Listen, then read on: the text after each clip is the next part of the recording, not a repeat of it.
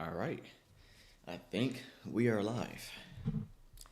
No intro, none of that this time. Whoops. And I have the background playing.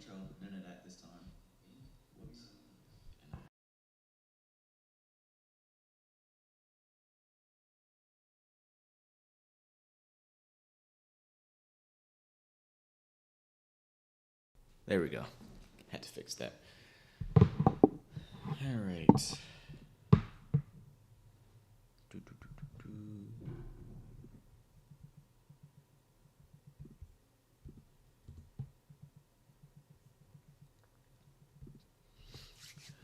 Here we go. Just sent out the notifications, so let's give everybody a moment to get in here.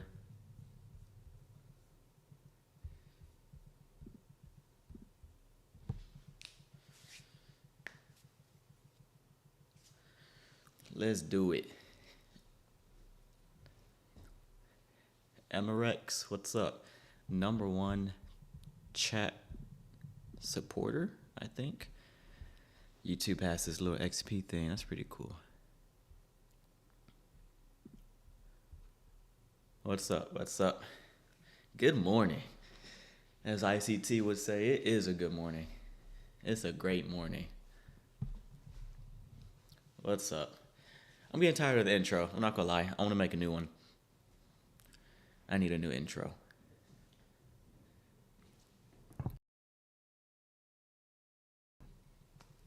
Morning. What's up? What's up? Good morning. Good morning. We're gonna wait just a couple more minutes.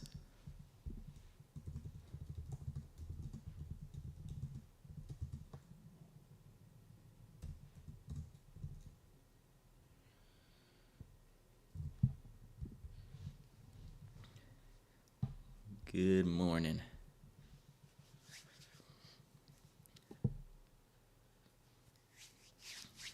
Good evening from India. Okay. From Georgia. What's up, Georgia?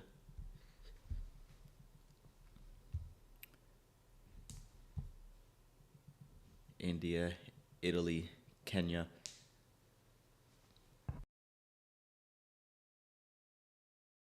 I know I have a lot of people from Kenya and India in the streams. Zimbabwe. Jordan, Nigeria. Who else? I think there's some people from Dubai. If I remember, Ethiopia. There's a handful of people from Ethiopia. Sweden. There's a lot of people from Sweden. Australia, South Africa, Egypt. What's up, guys? All around the world. Good morning, Rainier. Bahamas. Bougie. Dallas. Texas native. Let's go. Argentina. Okay. Let's go. Trinidad. Pretty cool, pretty cool. What's up, Brianna, James, Ohio, Germany, East Texas. Let's go. We got some, where you at? Where the Texas people at? There's not a lot of Texas going on. New York, Austin, there we go. I love Austin.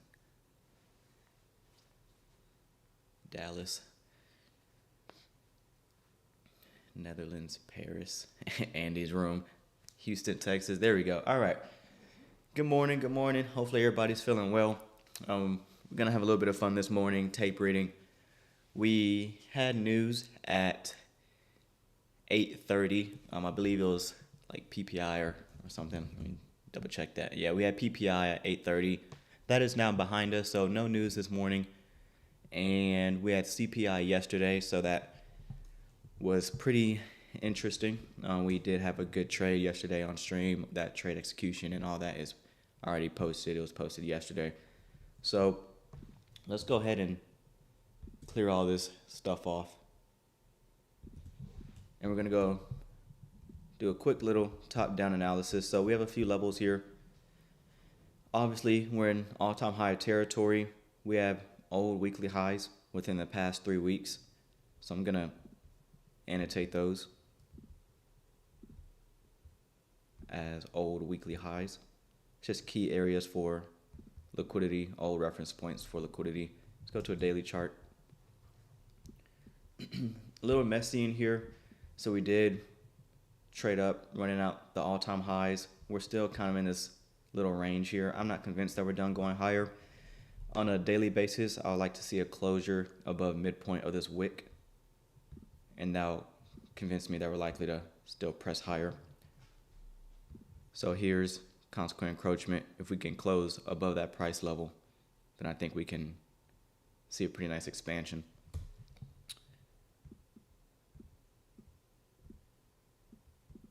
And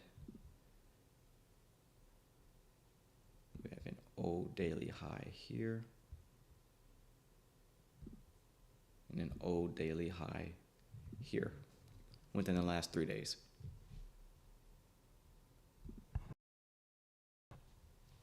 All right, so let's go to a 15-minute chart. There's nothing really on a weekly or daily chart that concerns me. All of this is just kind of messiness. So the past few weeks or so, I've really just been relying more on the 15-minute chart or less as far as key levels and whatnot, because the daily chart's just in a bit of a tighter range. So we're going to spend more time on the intraday charts. Slap on our handy dandy opening prices. And 830 is here. All right. So right away, I've seen that we've made a run on sell stops here, and we're above both opening prices. So right away, just seeing us expanding away from the midnight and 8:30 open, right away I'm telling myself we are in a pretty rich premium. And if I was trading today, this would be an instance where I would prefer lower prices. Now, and I say this pretty much every time, but if we were to get something like this here, and it just does something like that, that's a day that I would probably not trade. If I do, it's probably lower leverage, but for the most part, I'm not interested in a continuation higher if we're this much of a premium, or let me say I'm not interested in buying in this much of a premium. Let's go to a 5-minute chart. And let's look at regular trading hours. So we're currently trading at, let's just say 23,070. 23,070. So about right here. So we're going to have a premium gap opening more than likely. So we're going to gap higher at 930, and we're already above both of our key opening prices. So that's 3 factors alone that tells me we're in a rich premium. So what I would like to see at the open is potentially a move lower, reprice in some of the opening range gap. It doesn't have to do a full closure, but if I did want to consider anything long this morning, I would want to see some measure of a discount offered. And that could look, let me see if I can.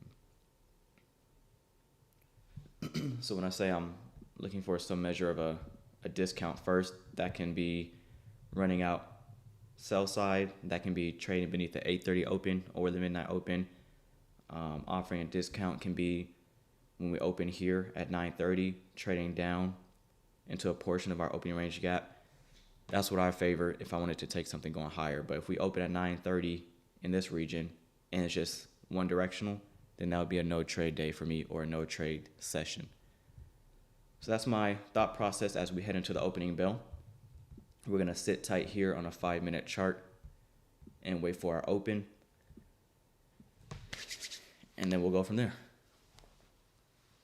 Quadrants on the daily wick. Yes, you can put the quadrants on that daily wick, but I'm trying to keep my charts clean. And I have my separate monitor pulled up, so I'm watching the daily candle and the daily chart really zoomed in on my separate screen.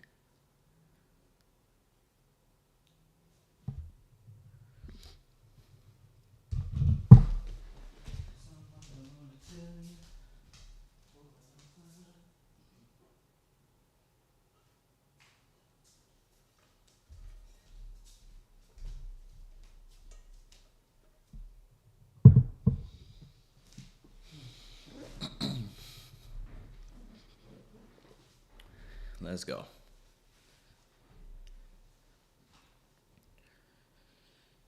go, let's go. About 5 minutes till the open.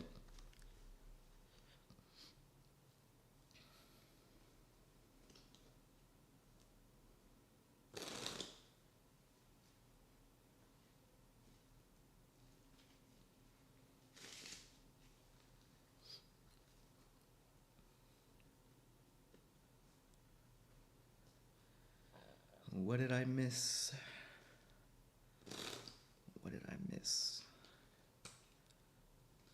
Let's go, let's go.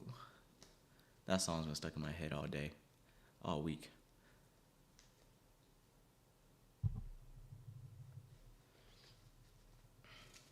If this is your first time in the live stream, if this is your first time with us, we're glad to have you. I'm glad that you found the channel, found our community. If you're not already subscribed, we are 800 subscribers away from 20,000.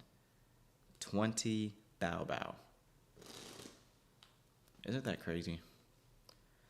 So everyone who is already subscribed, everyone who has post notifications turned on, all that good stuff. Super grateful for y'all. Drake.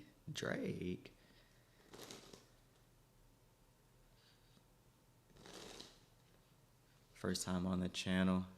Been watching IG. That's what's up, Brandon. Shout out to all the Instagram family. Glad to have you here, Brandon. 3 minutes to the open. NASDAQ 5-minute chart in a little bit of a range, but obviously 9:30. I'm expecting that volatility to get us up out of here. And then we'll observe regular trading hours and how we can use that.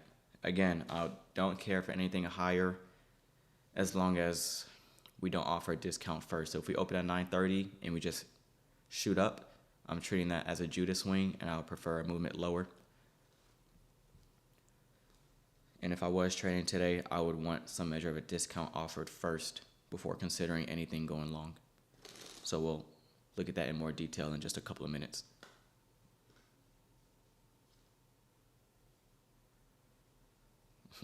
What did I miss?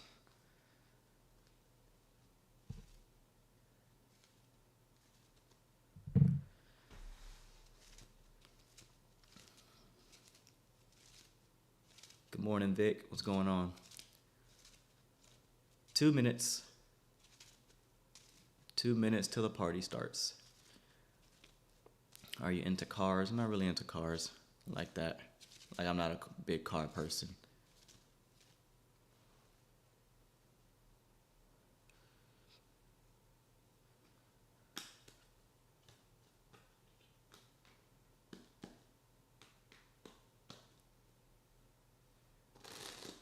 My girl she's into all the cars and stuff, but I'm pretty laid back when it comes to that stuff.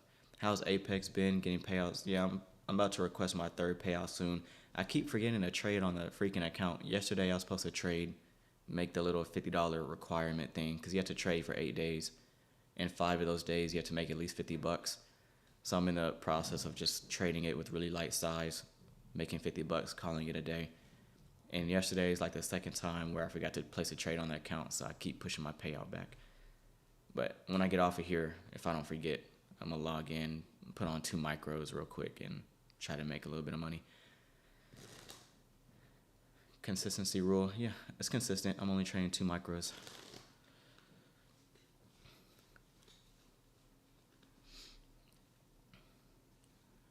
$30.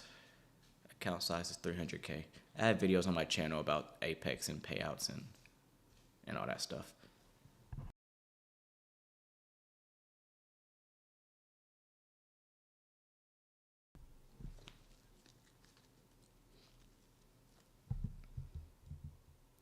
S&P, Dow. Let's look at dollar real quick. So dollar index is looking very bullish, very strong. Ideally, in a perfect market environment, if we have a bullish dollar, I would like to see a weak NASDAQ. So here's our 9:30 open. And let's go ahead and jump straight to a 1-minute chart.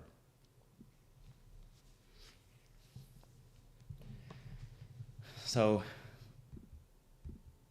given this here, again, above both opening prices and we got higher at 9:30, this is what I want to see, some measure of a discount offered. So let's see if I can do it like this.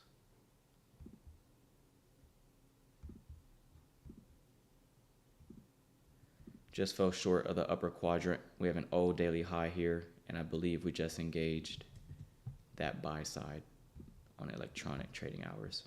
All of this here. And this is what I typically look to avoid. Any strong rally from here straight off the open higher, I'm not interested in that. I'm looking towards, for one, this volume imbalance has my focus. If I'm anticipating shorts, that's something that I'm looking for. And then sell side, that first low that's beneath the midnight open, all of that good stuff. This is when I like to go to a 15-second chart.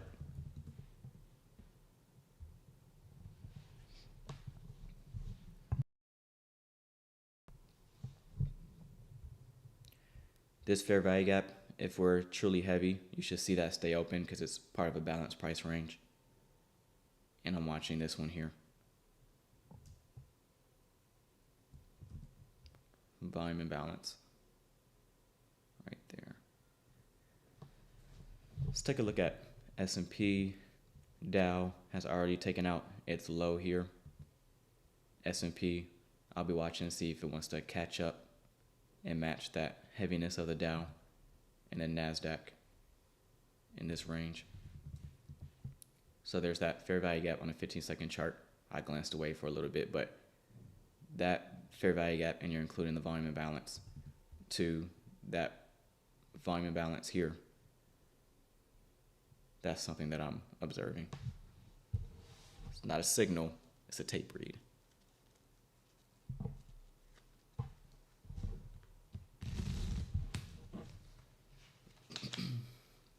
Let's actually stay on a 15-second chart, because when you're watching a 1-minute chart, and a lot of times people get confused with my entries because they say there's no fair value gap. What did you enter? You know, I don't see anything. That's because a lot of times I'm basing my entries on a 15-second chart because the moves that happen real fast, real quick, these are the type of setups that you get. But if you're on a 1-minute chart, you don't really see anything here. And a lot of times you'll miss it because it's sub 1 minute.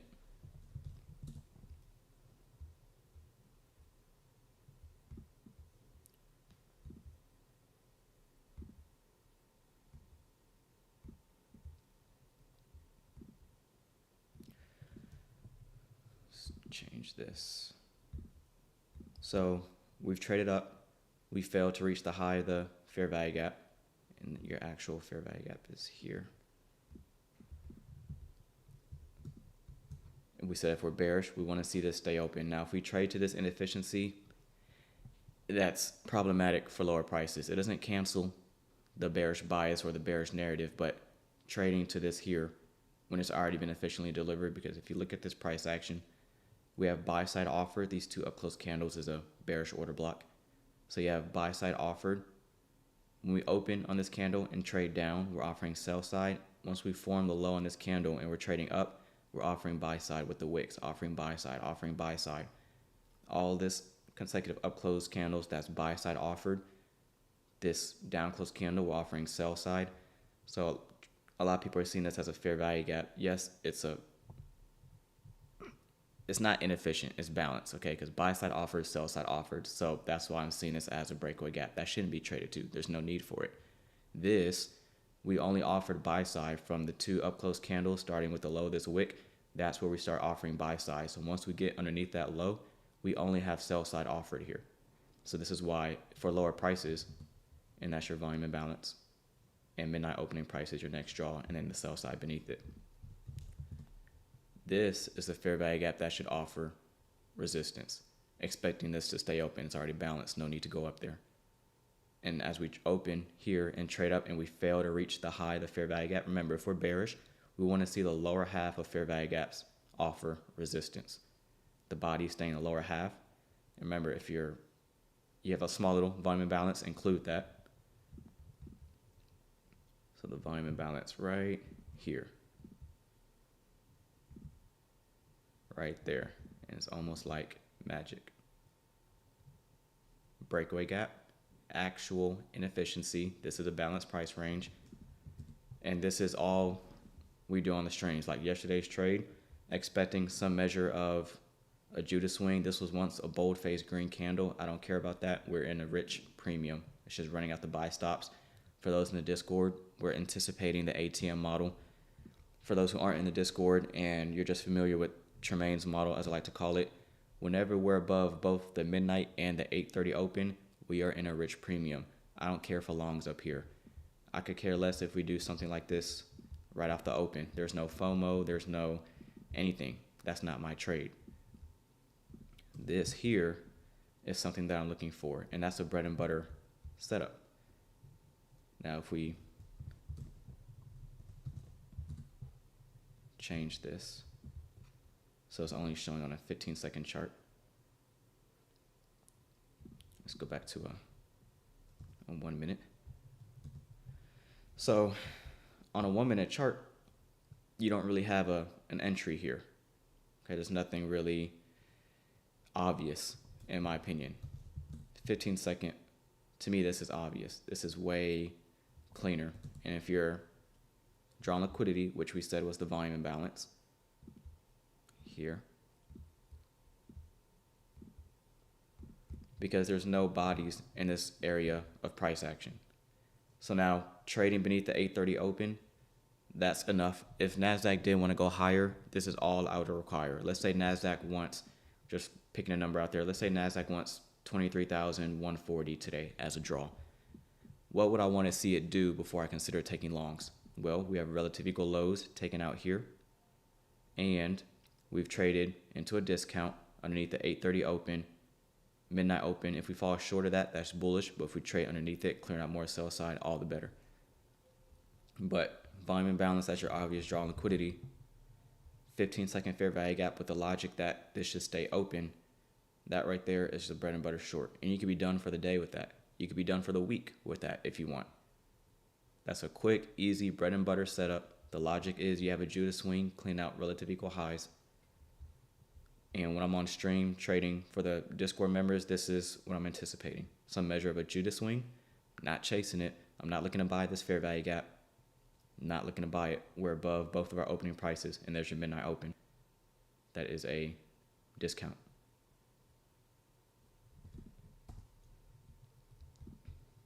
So how would a journal entry look in this instance?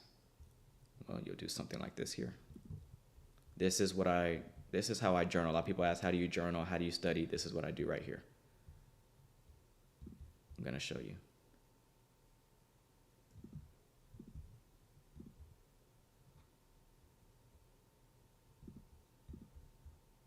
We have CRT. We don't care about CRT. CRT is a myth. It doesn't work. It's fake. It's not real. Sorry, not sorry. Let's do this here.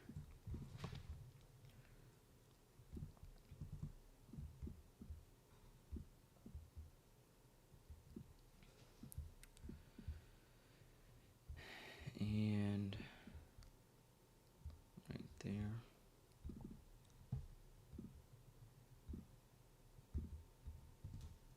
One minute volume imbalance was the draw liquidity. And if you're trading Tremaine's model, that midnight opening price, you're always taking partials or closing your full position there. You'll get a lot of nice exits and partials at that midnight open. I'm telling you, it's like clockwork.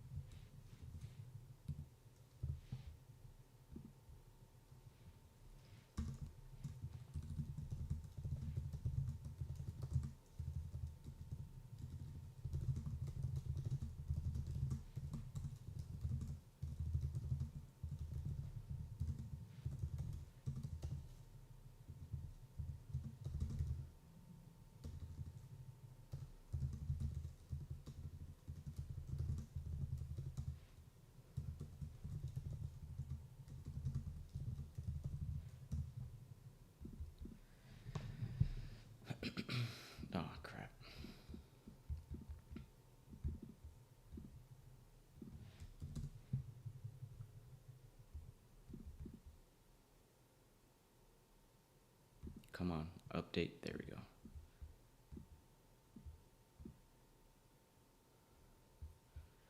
So this is an example journal entry for me.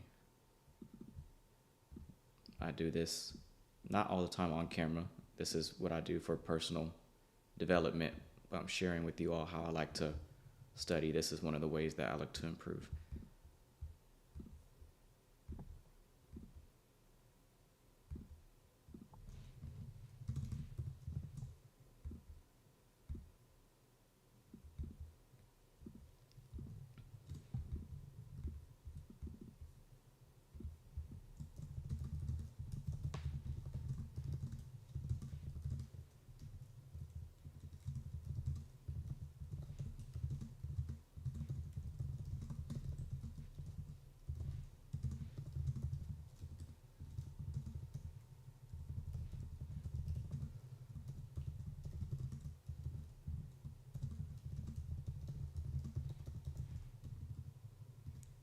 Look at NASDAQ go.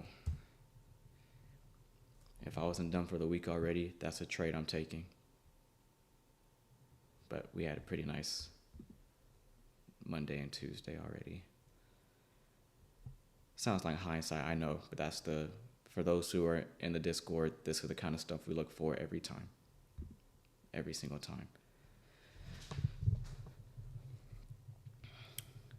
2 close candles offering buy side.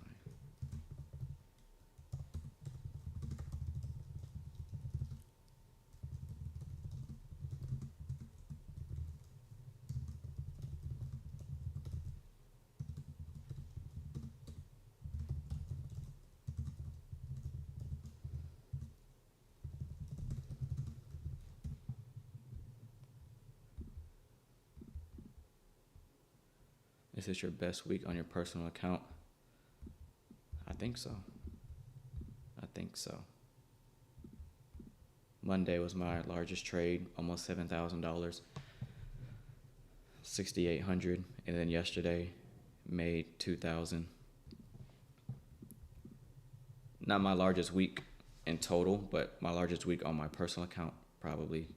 Because if I'm including Apex, then I've had a larger week.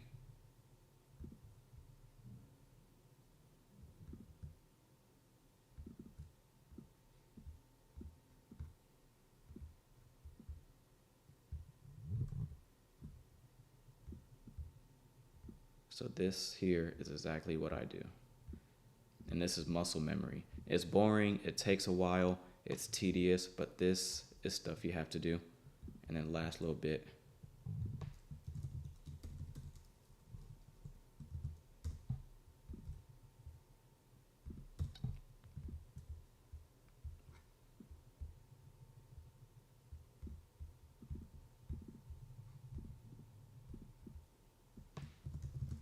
This is what separates the men from the boys right here.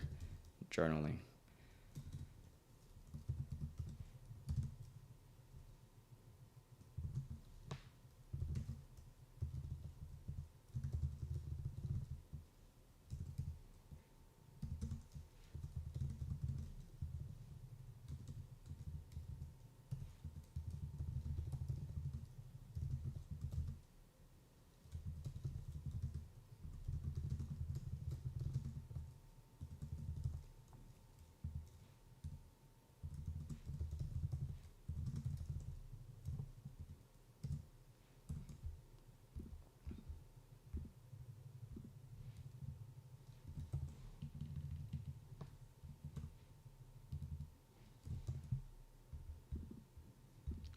So that right there.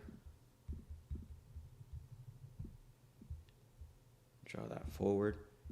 And then I'll go into replay mode real quick. Just for cleanness.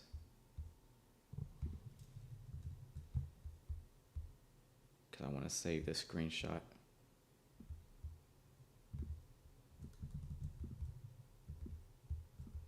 And I'll just do this right here.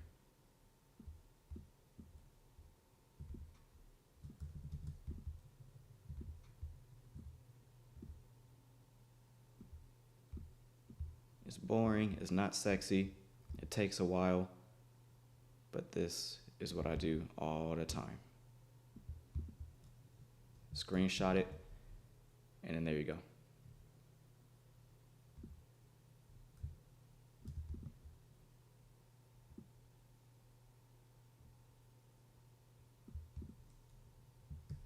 There it is. So let's go ahead and clear all this stuff off now. That is a trade idea that has been complete. If you want something fun to back test, look at the past 2 months, Monday through Friday, and observe how many times we trade to the midnight open, or at least in that direction. Back test it every single morning session up until 11 a.m. Think you'll like what you find.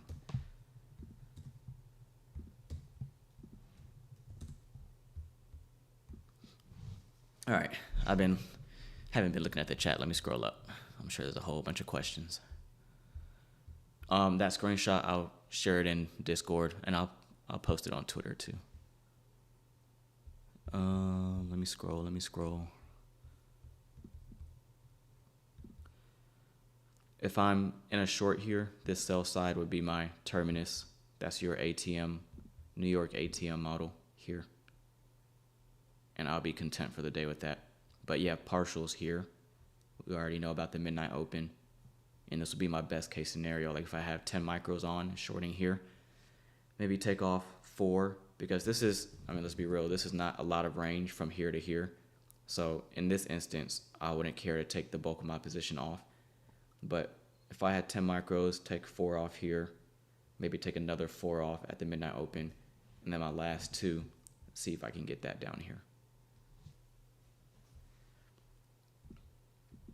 So we've worked this volume balance a lot. We've already traded to it, through it, a lot of wicks, all that. So to me, this is no longer relevant. We've offered buy side and sell side. We're laying bodies all across this range.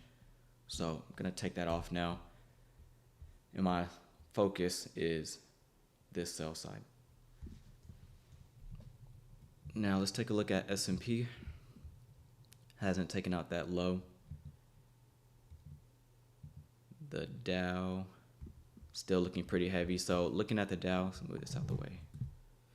Looking at the Dow, still looking heavy, still looking bearish. So I'm expecting S&P and NASDAQ to follow suit.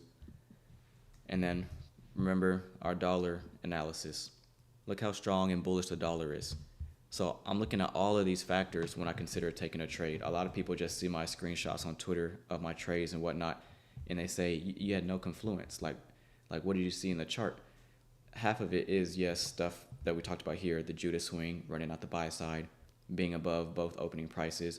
But another confluence, another element that I look at as far as what makes me comfortable jumping into a trade is I'm looking at S&P. Is it looking heavy? If so, that's good. I'm looking at Dow. Is it looking bearish? A lot of times Dow is the leader. It has less stocks in that index.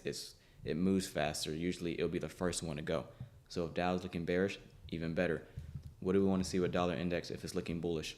We looked at dollar before we hopped on the 15-second chart. If dollar is looking bullish like this, excuse me, if dollar is looking bullish, I need my water. I'm yapping too much. Yes, in Discord, you'll see my screen and everything. I live stream my trades, all that good stuff in there. If dollar is looking this bullish, I'm iffy taking long setups in NASDAQ, because if NASDAQ and dollar are moving in tandem, that is a high resistance signature. But if dollar is looking this strong and you have all the other factors such as, and there's your sell side, it must be random, just like magic. If dollar is looking that strong and you have Dow looking heavy, you have S&P looking heavy, on NASDAQ you're above both of your opening prices.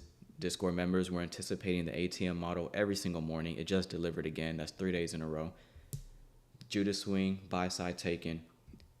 Also here, we're above old daily highs. That's old liquidity. So when we open at 8:30, our news driver and trade up, we're engaging 2 old daily highs that formed within the last 3 days. It doesn't matter if we traded to it and through it all throughout here. It doesn't matter. Every single time we engage an old daily high, old daily low, or an old weekly high, old weekly low. Look at that. Isn't that beautiful? Every time we engage that, we're engaging a large pool of liquidity. Real rich premium. And then we talked about regular trading hours. Opening up here, you don't want to see us open and just trade higher. You want to see us measure in some measure of a discount. And NASDAQ just gives a beautiful, beautiful setup. ATM model, that's 3 days in a row that is delivered. I missed it on Monday. We're trying to catch it on Monday. My stop loss placement was poor on Monday. I should have captured it, but stop loss was tagged by like 3 points, but it delivered on Monday. Tuesday, we had the beautiful win. And then here it is again, outlining the very specific 15-second fair value gap, and we said this one should stay open. Beautiful. Beautiful. Gorgeous, gorgeous, gorgeous.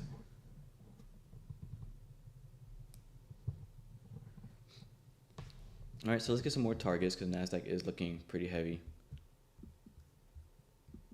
We have sell side underneath this low, but since we have a long wick here, I'm mainly focusing the bodies because the bulk of the volume is in the bodies of the candle. So we do have sell side underneath the low, but I'm watching the closing price on this candle at 3 a.m. and I'm looking at midpoint of the wick and then the sell side because the thinnest piece of price action is in the wicks. Bulk of the volume in the body, so rejection block.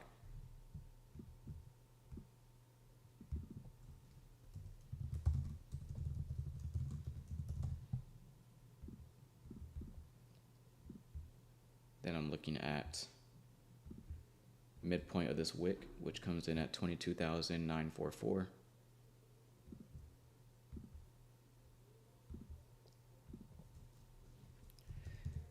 If you're learning something today, make sure to drop not a follow, make sure you subscribe, like, comment, share this live stream with somebody who you think can find it useful. It's only 20 minutes after the opening bell. What am I typing? It's only 20 minutes after the opening bell, and we're already learning so much. It's amazing.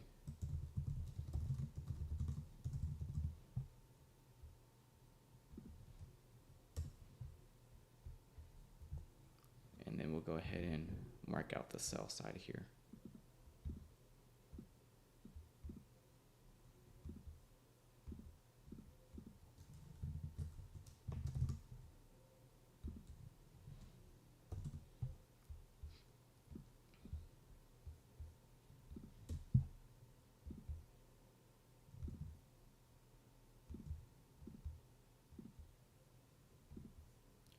Try to keep my charts nice and tidy.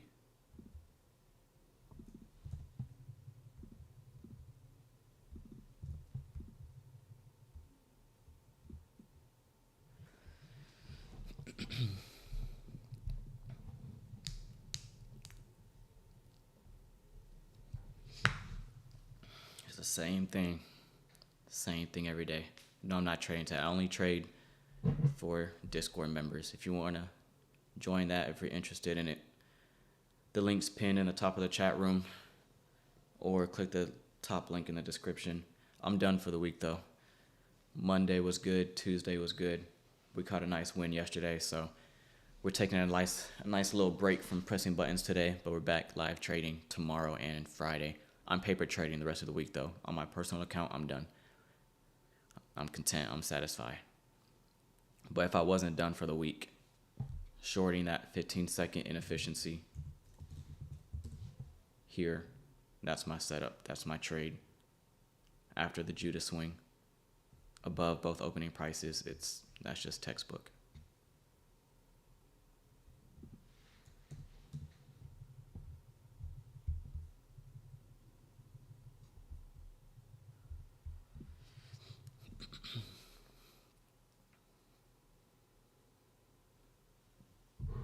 What a day.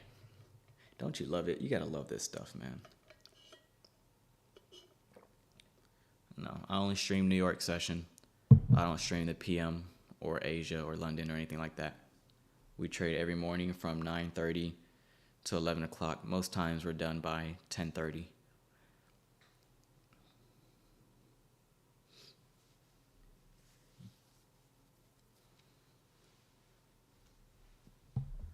Let's see, let me put this in here.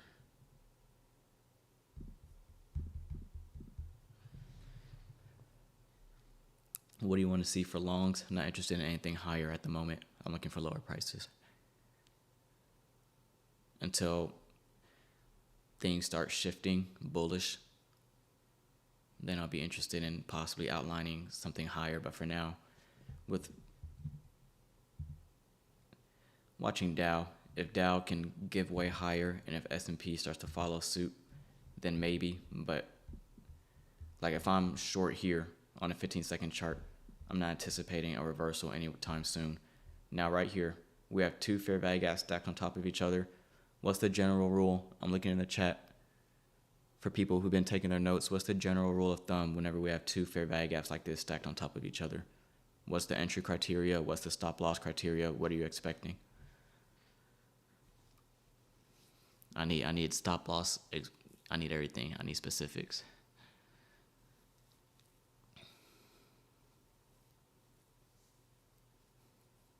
Okay, y'all been doing y'all's homework. Breakaway gap, but where do you put your stop? I want to see. Let's see. Okay, look at y'all. I'm proud of y'all. Okay. Good. Look at y'all. Y'all do watch my videos. Whenever we have two fair value gaps stacked on top of each other like this, the general rule of thumb is I like the lower one to offer resistance, and I like this one here to stay open. So if you're trading this, this is not a trade signal. This is not a trade idea. This is teaching purposes.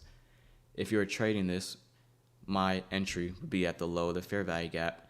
And if I'm acting, or if I'm treating this as a breakaway gap, if I'm expecting it to stay open, you can have your stop just above midpoint, meaning midpoint of the fair value gap is here, stop loss will be right there, because you're allowing for the wick to give like an institutional order flow entry drill into that one. But general rule of thumb, so there's your 15-minute rejection block. That's a partial. If I'm short anywhere from here, that's good. Okay, so this would be your inefficiency that I like to see offer resistance. And then this is also a way that I measure order flow, and this would be your breakaway gap here.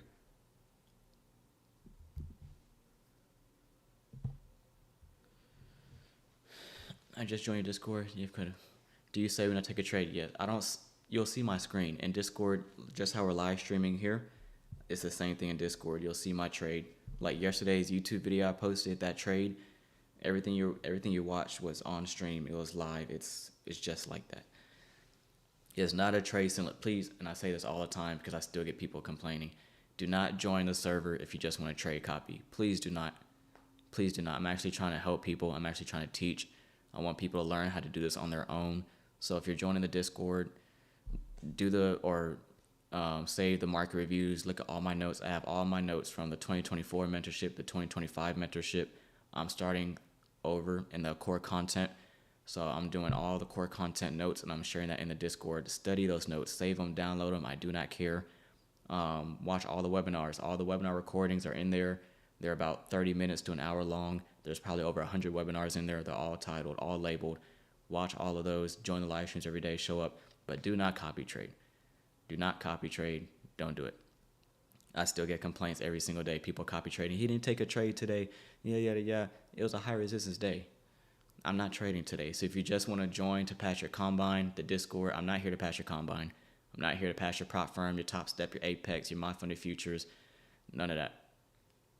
And the best part about it is if you feel that urge to copy trade, or if watching me trade, if you feel the urge to take the same entry or whatever, just watch the recording after. I keep the recording up all week and I delete them on the weekend. So if you want to watch, like let's say today was a private stream, if you don't want to tune in live because you're scared you might copy my trade and it's a little distracting, just wait till we get off and watch the recording and then boom, done. I have to say that because the amount of people who join just to copy trade and they get mad when we have a day like today. This is a public tape reading stream, so everybody's open to this one. Some people don't like that because they want to see me press buttons and whatnot. Join and learn, and I promise it'll be the best Discord server you've ever been a part of. IPTA data ranges, no, I don't use it. IPTA data ranges, they're a little too complex for me at the moment. It's just too much. So look at that beautiful exit at the rejection block. Isn't that nice? A beautiful partial.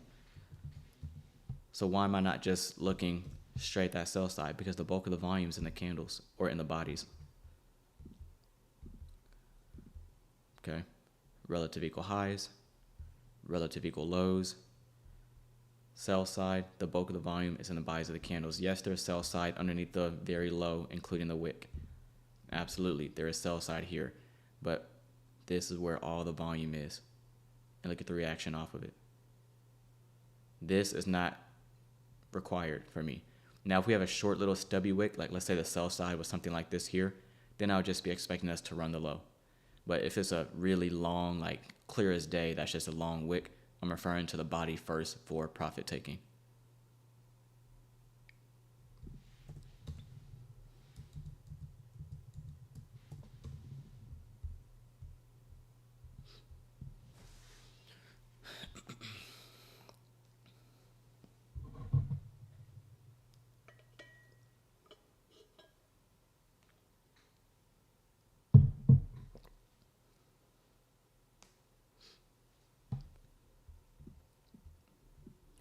So for bearish order flow, I'm watching this inefficiency.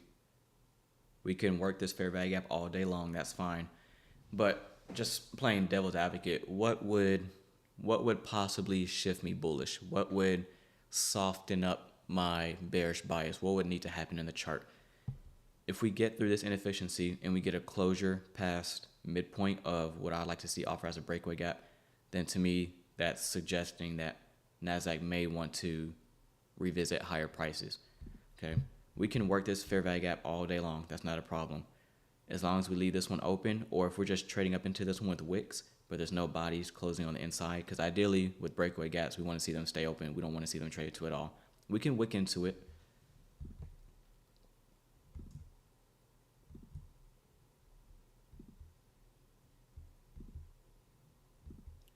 We could do stuff like this. There's nothing wrong with this here. But the moment we start getting closures past midpoint, to me that's bullishness. That's showing signs of strength. That's telling me that NASDAQ may want to rotate higher. But if we just stay beneath midpoint of that on a closing basis, then I still favor midpoint of that wick on the 15-minute chart and then the very low, the sell side.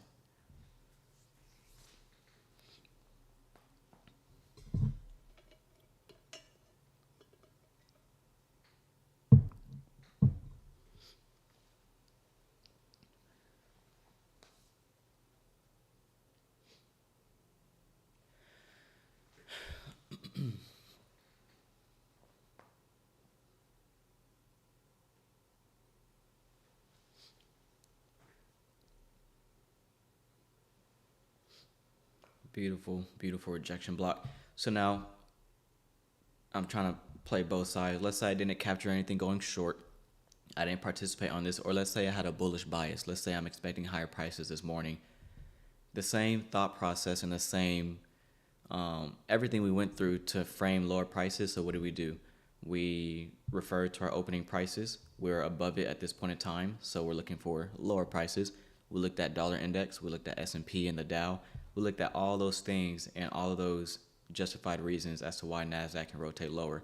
So playing devil's advocate, if let's say I'm expecting higher prices, what would I do? What would be the process? What would that look like?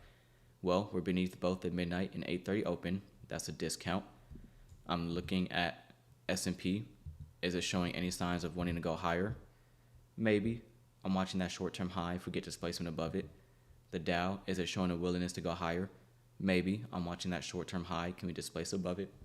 But the moment like the Dow was looking very bearish, S&P was looking very bearish, that justifies the short on NQ.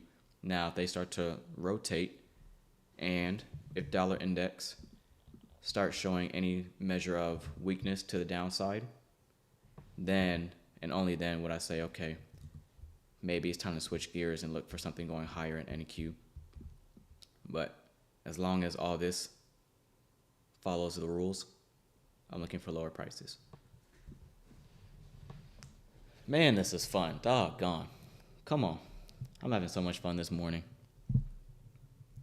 I know somebody's got to be having a breakthrough epiphany. This is fun stuff right here. See how much fun trading can be when you're not pressing buttons. Like tape reading can be fun. Paper trading can be fun. Just walking it through and getting that experience is just as fun as pressing buttons. I love doing this. It's not only fun when you win. I like trading when I lose too.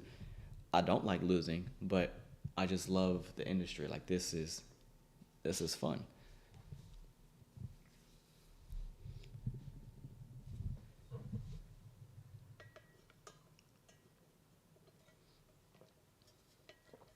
This is a lot of fun. I love doing this, man.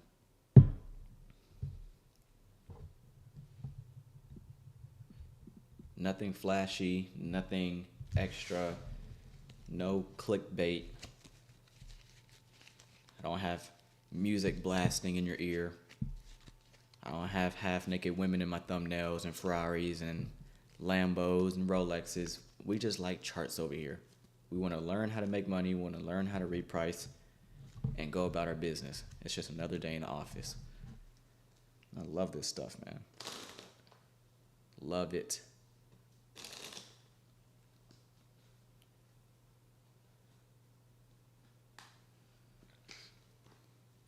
Love it, love it, love it. Best industry in the world.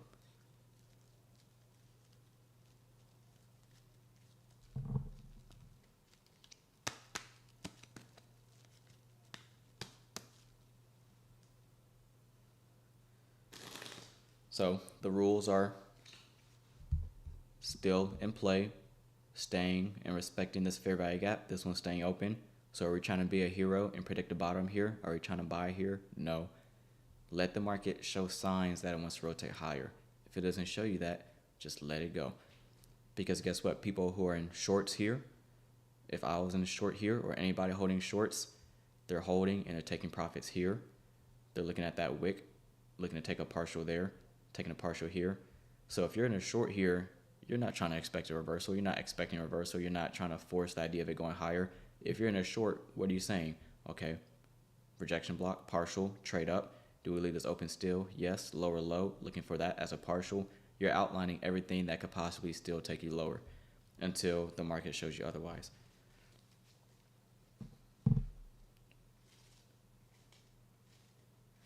And I got a question yesterday. Somebody asked, like, when do you drop down to a 15-second chart? Because sometimes I'll be showing a 1-minute chart. Sometimes I'll be showing a 15-second chart. I'm always looking at a 15-second chart on my separate screen.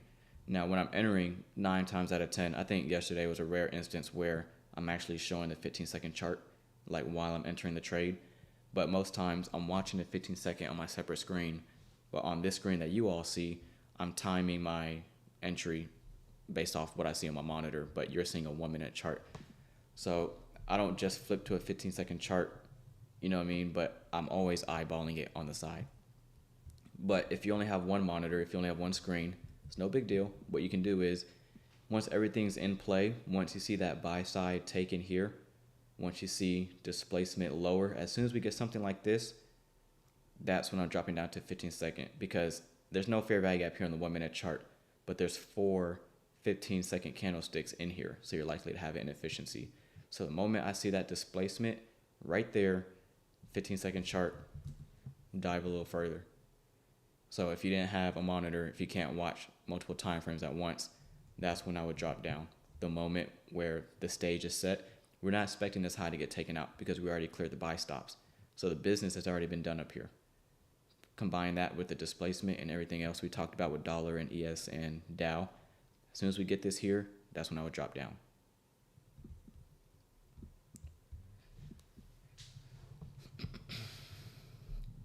All right, so this is good. This is good. This is good. So NASDAQ getting a little bit of displacement, but what are the rules? Nothing kills my bearish bias unless we get a closure past midpoint of this here. Now, once we start seeing stuff like this, I'm flipping through other markets. What's S&P telling me? Okay, do we take out that high? What's Dow telling me? Is it showing any sign of strength? Maybe. It's kind of lagging behind, but I'm watching to see, can we get above that short-term high? But this displacement, I'm not worried about it. It needs to meet the criteria. So let's go ahead and outline midpoint of this wick, which comes in at 0.5 even.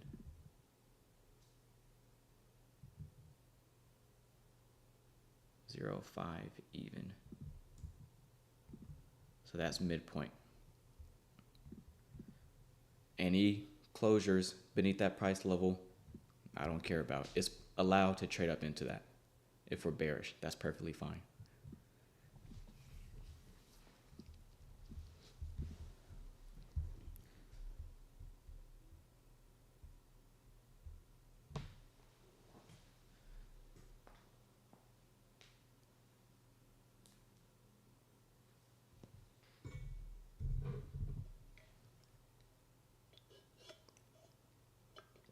Yes, I use a 30-second chart. I do. Sometimes what I'll do, if there's no fair value gap here on the 1 minute, the same way you go, like when you do your top down, when you go 5 minute, 4 minute, 3 minute, 2 minute, 1 minute to find that first fair value gap, I do the same thing here. So if there's no fair value gap on the 1 minute, then I'll do 45 second. Okay, boom, there it is, done. That's your fair value gap.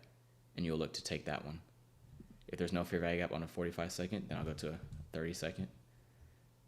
And then you go to a 15 second. And then there it is. And it's spending a lot of time in this fair value gap here because the parent inefficiency, this is parent. This is the first fair value gap on the higher time frame, a 45-second chart. So it only trades up into it once. All of this here is based off the 45 seconds, so you sit a little bit of time distortion.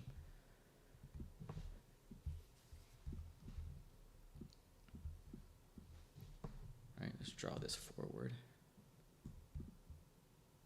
Let's clear this chart off a little bit. We got a lot of drawings on. Let's see. We'll take this off. Take that off. We'll take this off. Buy side. We'll take that off too. And we'll just do this. I like to keep my charts clean, as close to naked as I can get. It's less distracting for me when I have just less drawings on my chart.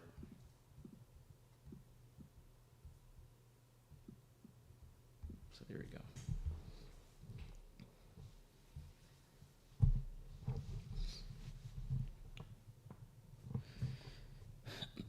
Is this the model? Same model you've been trading? I trade the same way.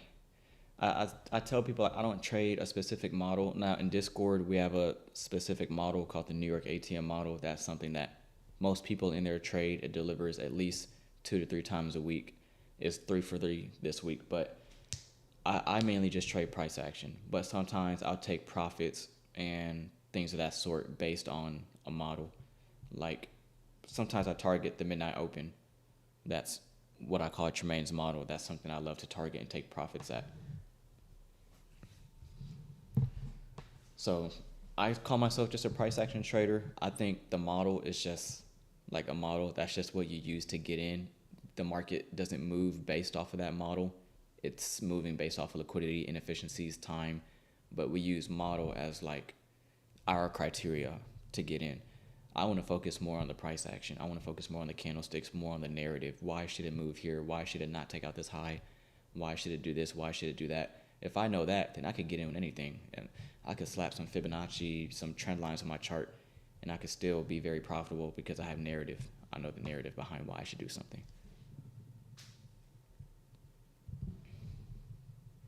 All right, so midpoint of that fair value gap, did we trade to it? No. Do we get bodies through the midpoint? No. So what do? Nothing. We're still expecting this to get tagged down here. There's very specific rules. There's very specific criteria. That's it. That is it. Because if you're bearish, if I'm short here, none of this is worrying me. Until we get a closure past midpoint of the breakaway gap, then that raises eyebrows. At that point in time, it's like, okay, it may be reversing, coming back from my stop or whatever. But if all the rules are being respected, it's no big deal.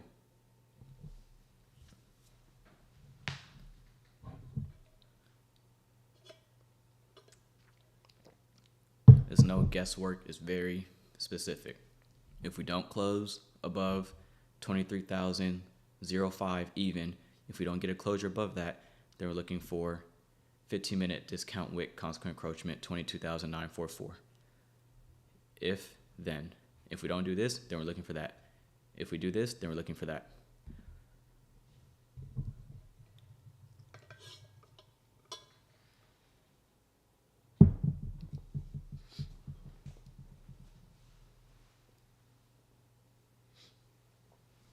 I'm watching this balanced price range. We have a single pass up, single pass down. I'm looking at that small little portion. I'm still outlining everything that could take us lower. I don't care about these bullish fair value gaps in here because price has shown me signatures that suggest we're still likely to be what? Heavy. So I don't care about buying any of this at the moment. So balanced price range here is what I'm watching. And the part that overlaps. So this, the high of this bullish fair value gap to the low of this bearish fair value gap, that's the portion that overlaps. So I draw that through. Get its midpoint, which is mean threshold, not consequent encroachment, mean threshold. That's midpoint of a balanced price range, midpoint of an order block, midpoint of a breaker, all that.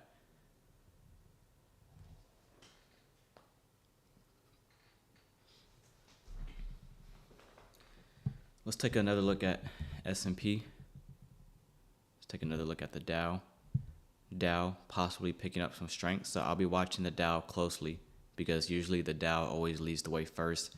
It's more fluid, it moves faster because it's less stocks. It's more liquid. So I'm watching the Dow, and I'll be watching S&P. And let's take a quick look at dollar real quick. I don't rely on dollar too heavily, but if it's clearly just super strong like this here, then to me that's impactful.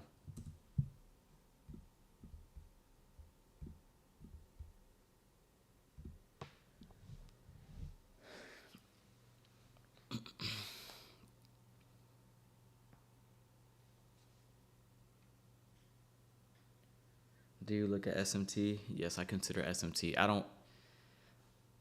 When it comes to SMT, it's not a deal breaker as far as like, I don't require SMT to get into a trade. A lot of people are like head over heels with SMT.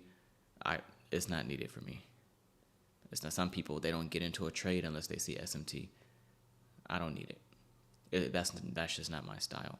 But if I notice SMT at a time where I'm expecting reversal, like let's just say if I'm already looking for lower prices here and NASDAQ runs the buy side, if ES or if Dow fails to run that buy side and we start breaking lower, then yes, I'll consider that SMT as part of my confluence as to why I'm considering shorts. But I'm not saying, okay, NASDAQ took a high, let me see if there's any SMT. If there's no SMT, no trade. That's not really what I do.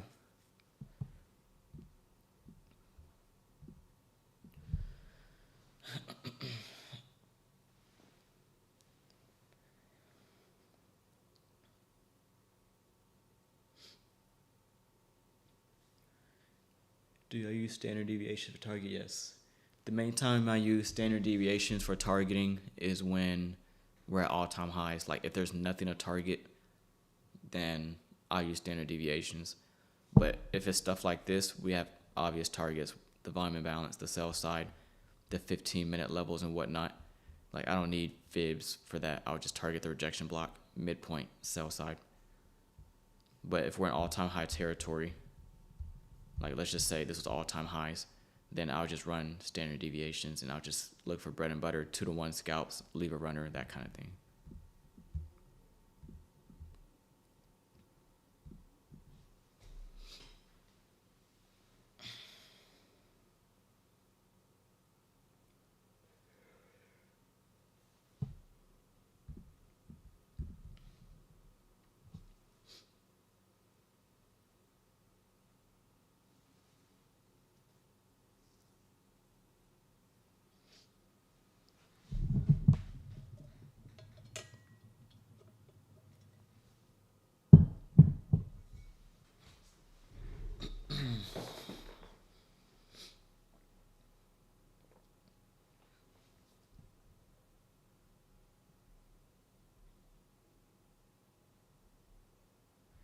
Do, do, do, do, do.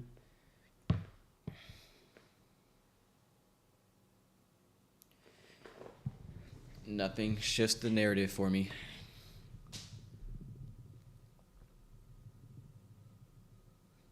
Nothing in here says look for longs for me. Now, you may see something. Every trader is different. But for me, nothing in here gets me excited to go long. I'm looking for something very specific, which is a closure above 23,005. If I get that, then that gets me interested. Because that would be my thought process if I was holding shorts. Like, let's say I trailed my stop, I enter short here. Let's say my stop loss is trailed above this high, locking in a little bit of profit. I'm allowing for price to retrace as much as the breakaway gap.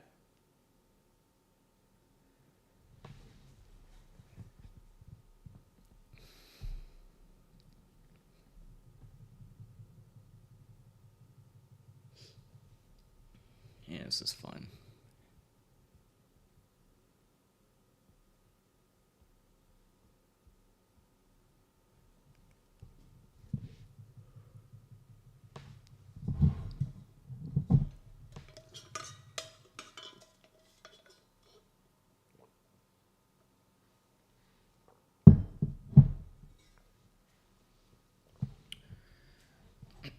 Let's take a look at S&P and take these micros off.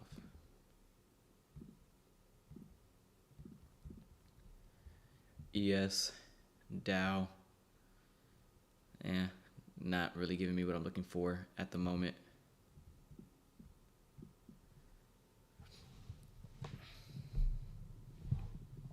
Keep drawing this forward.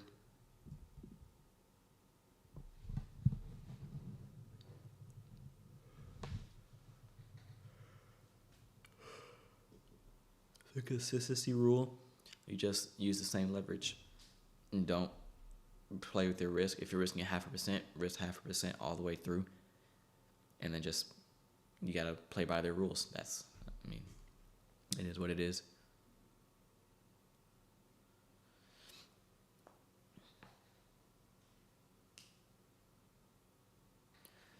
Let's look at a 5-minute chart. I haven't looked at any other time frame. Let's get this out the way. Let's go to a 15-minute. But before we do that, let's get rid of all this.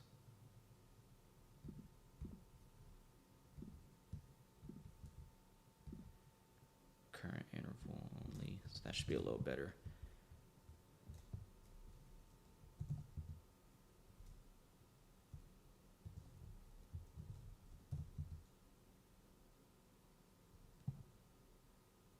I'm watching that.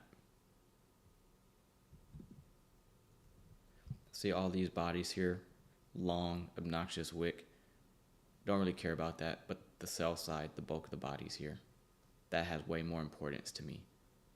To me, this drop down, that's like running out sell side. These are like inefficiencies, this long wick.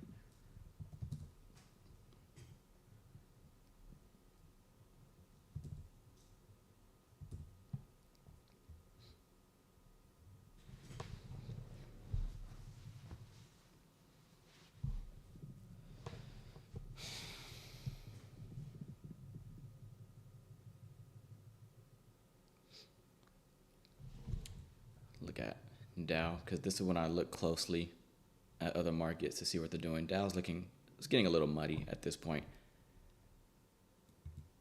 But if Dow and ES don't really show a willingness to go higher, then I'm seeing all of this as suspect. That trade higher, that movement higher.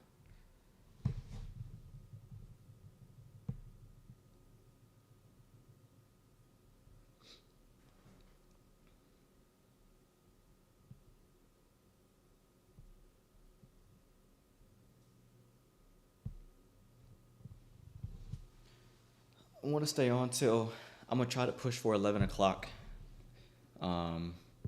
If price action is still moving around and is doing things worthy of studying and annotating, then I'm going to try to stay on until 11, another 30 minutes. So nice displacement. Again, that's what I'm watching.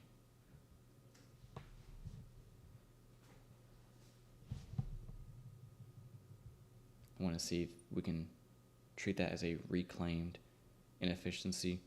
As of right now, no closures above that midpoint. So nothing as far as my bias or narrative changes. My focus is still down here unless we get a closure above that there. So trading is a lot more fun. It's a lot more peaceful. It's a lot more comforting when you know what you're looking for and you know the criteria that needs to be met before you switch your bias, before you get into a trade, all that good stuff. Because if I don't see what I see here, then there's no trade for me if I'm looking for longs. If I'm looking for higher prices, I know exactly what I want to see occur in the chart. And if I don't get that, I'm hands off, laid back in my chair, chilling.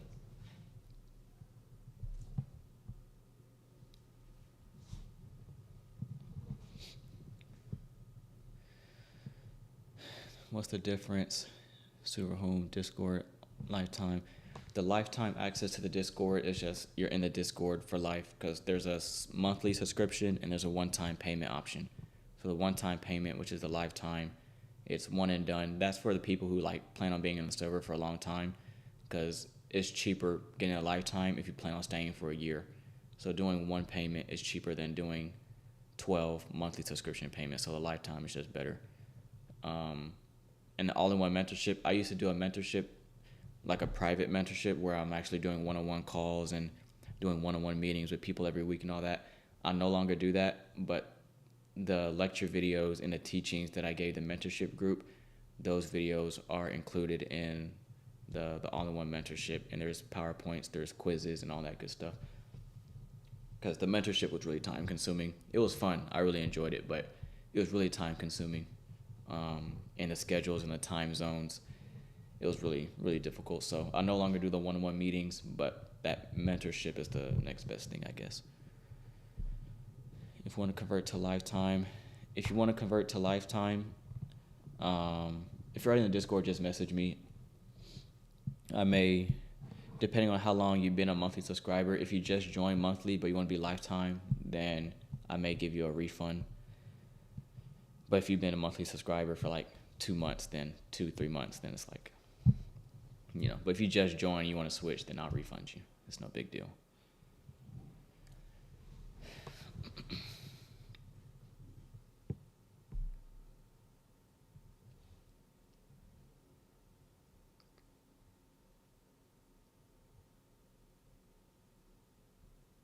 Been on it for 3 years, yep. NASDAQ's getting a little muddy. Let's look at S&P is looking pretty nasty. It's all looking a little nasty. Dow leading the way lower. So seeing this in the chart does not get me excited to consider higher prices in NASDAQ at the moment.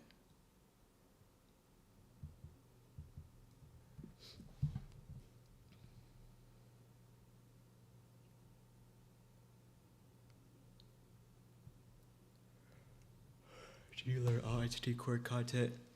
I really haven't been through ICT's core content. I'm just now like doing a deep dive in the core content. The main mentorships I studied was 2023, 2024, 2025 mentorship, a little bit of 2022, but I didn't take serious notes on that. And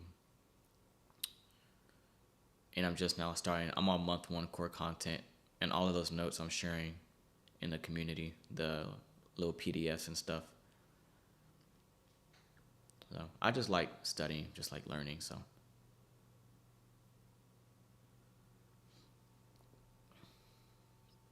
but I think any of the playlists on ICT's YouTube channel, like it's all good. People always ask like, what's the best playlist? They're all good. Like you can't go wrong. You can't go wrong. If you want like a specific model to trade, like a bread and butter type of thing, just you want something to trade that repeats, then that's the 2022 playlist because that's the 2022 model. I'm going to a 15-second chart here.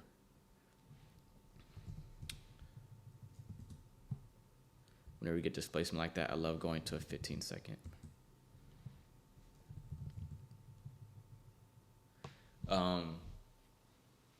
2022 is best if you want to,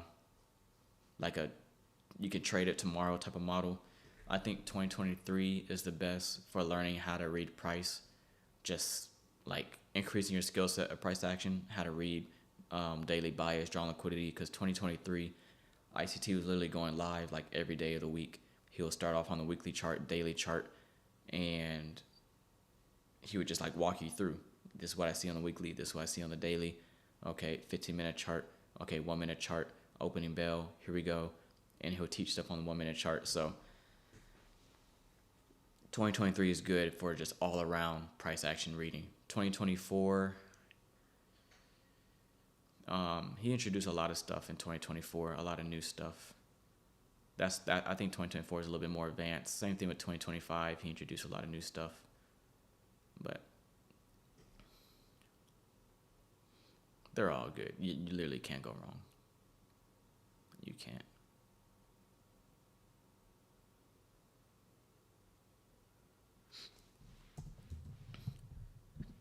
So we got a closure above the breakaway gap. This kind of shifts my bias from bearish to more neutral / bullish. But just because we get something like this here, I'm still looking at S&P and Dow. I would want them to kind of follow suit. Dow is looking real muddy. It's blowing accounts.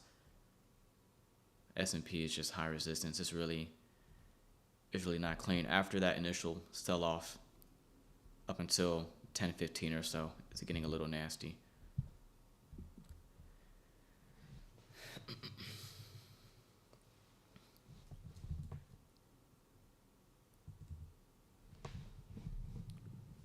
Like I would look at a 15-minute.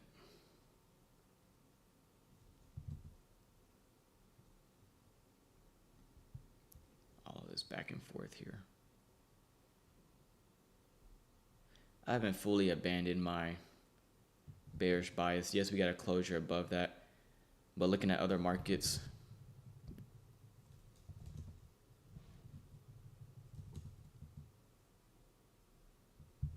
this is probably an instance where I'll be sidelined. This is what I want to participate in. If I didn't participate in anything going lower this year, I probably wouldn't be a fan of. I'll show up for lunch, 11:30 to 1:30, find something in that time window. But this is one of those instances where it could go higher. It meets the criteria as far as what I would like to see for a rotation higher, working above the breakaway gap. To me, that signs of strength. But all the other factors, Dow, S&P, dollar, it would still have me on the sidelines. So it's not as simple as, okay, this happens, I buy it. There's other factors that I have to consider. It just has to make sense.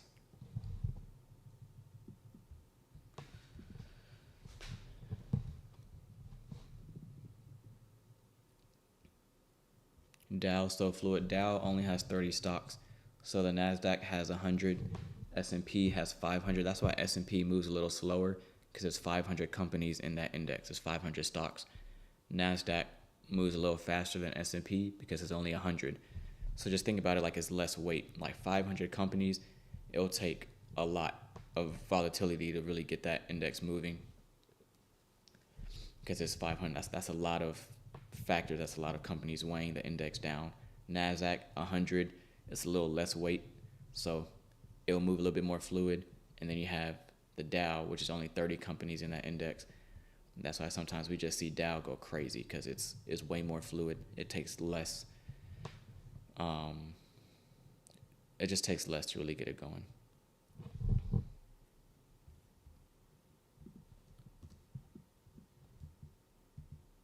I still favor this as a draw, I'll be honest with you. But this will have me sidelined. It's a little muddy, a little nasty. And for higher prices, to me, it's just not convincing enough for what I like to see.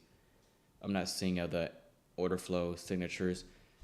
For those who watched my little free mentorship playlist I did on YouTube, the second video where we covered order flow signatures and price action for bullishness, I'm not seeing any breakaway gaps form. I'm not seeing any inefficiencies stay open. Overlapping candles, a lot of wicks, stuff like that. It kind of just pushes me to the sidelines. just joined. You explained the 15-minute rejection block. Is it a wick?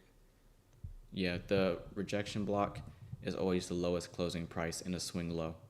So your rejection block here and this swing high would be the highest closing price, which is this up close candle. So that's your rejection block. And your rejection block here is that lowest closing price there. Always using the bodies, the lowest close. Your rejection block here would be the lowest close, which is this candlestick.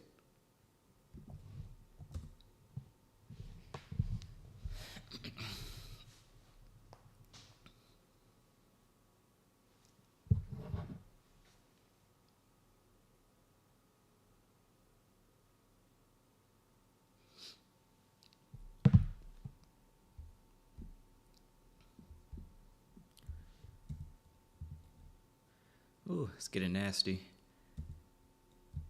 The more time that goes by, Dow looks more and more nasty. S&P, it's getting real ugly in here. But this is the part I'll be off the charts already. Like capturing this short here, that I'm done for the day. I'm not even on the charts for all of this. Our live stream will be over, and I wouldn't care about anything that happens until I do the market review later in the day.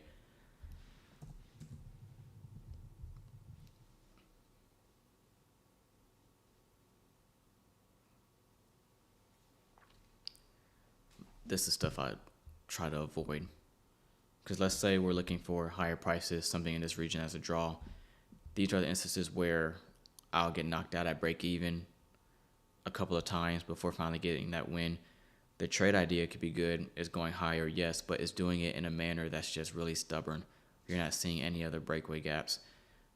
Deep retracements, a lot of wicks, it's stalling. These are trades that just stress you out. But these even this move lower, I'll admit it, it's high resistance. We have a deep retracement, but not taking out the high. These low moves that 90% retracements, that's stuff that would knock you out at break even if you're too aggressive with your stop. And it's the same thing here, deep retracements.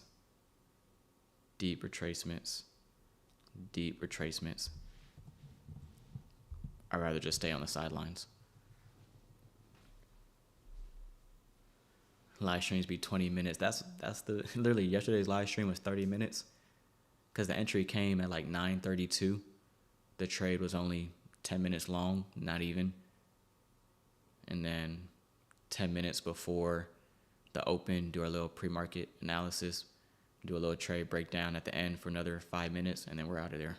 We're off the charts before 10:20, 10:25.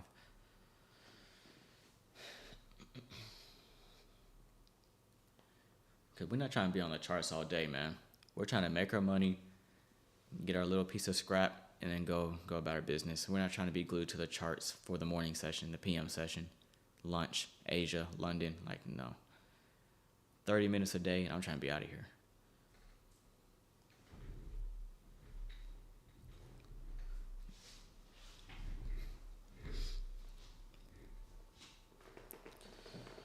How long have you been trading live? If you mean trading live streams, I've been streaming since February 2024. So I've been streaming for 1 year and 5 months. If you're asking how long I've been trading live capital, I don't know, for like 5 years now. I started trading real money when I shouldn't have. I should have traded paper to start off with, but can we get more homework? Yes, I will send the homework out. I will. I gotta do that. I forgot to do it yesterday, but I will assign homework. I'll probably give you a few extra days. Normally the homework's due on Friday. Since this one's coming in a little bit late, I'll probably just have it due before Monday's opening bell. So you have the weekend to get it done. And it'll be something technical wise over the chart, so I'll get that homework submitted today.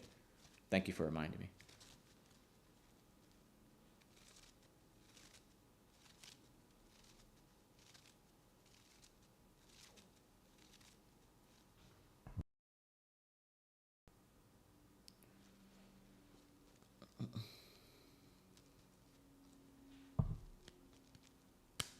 Time is 10:40. The homework is group wide. Yes, the homework.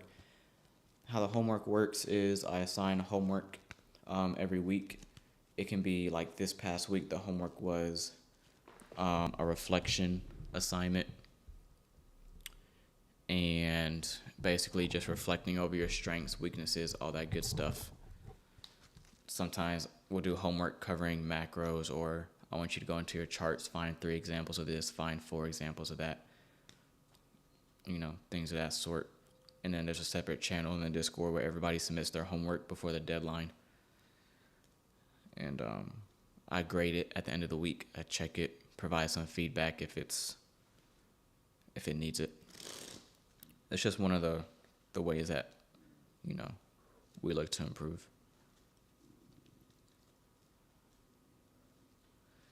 I think we're going to get off of here soon.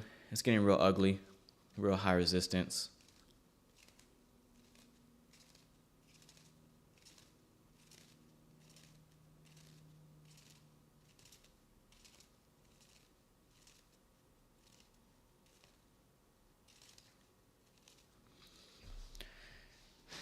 Turning point in trading.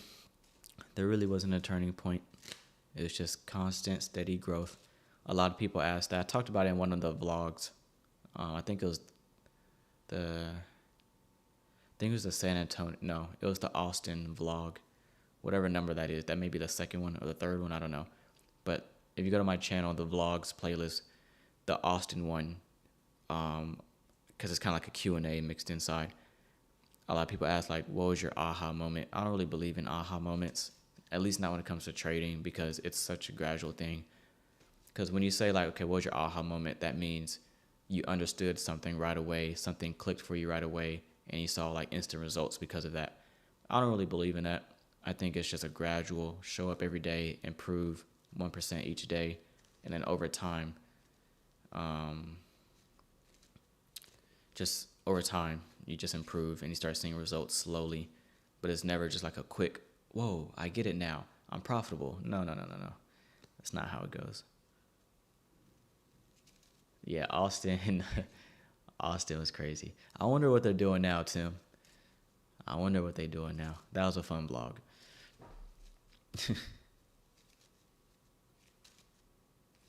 That was fun. Good time. We need to go back to Austin. Austin was fun.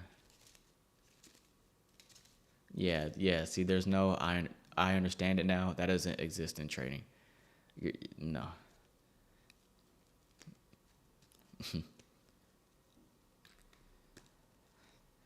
But, just my 2 cents. We're going to get off of here, man. Price is really nasty. Quick recap of the morning session before we get off. Actually, you could just rewatch the live stream. I don't feel like walking through all this again, but rewatch the live stream. If you joined in late, we outline all of this live, targets, reasons as to why you're not demanding the sell side to get hit. Always look at the bodies, long wicks. That should always be a partial, and you'll be given a really nice exit there. So if you joined in late, just watch the recording. And this is, I think, one of my favorite live streams. A lot of fun, a lot of educational value. Hopefully you learned something. If this was your very first stream, glad to have you here. Subscribe if you haven't already. We are 800 subscribers away from 20,000. Crazy.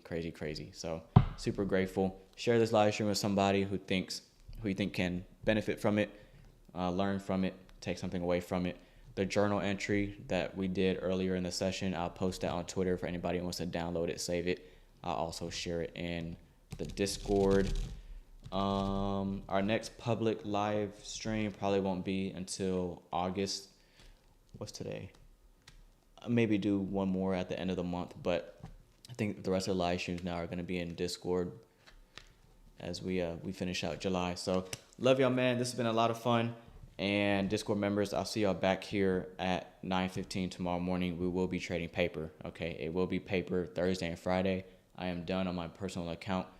Monday and Tuesday, we made good money. So tomorrow and Friday will be on paper starting at 9:15. Love y'all, man. Peace.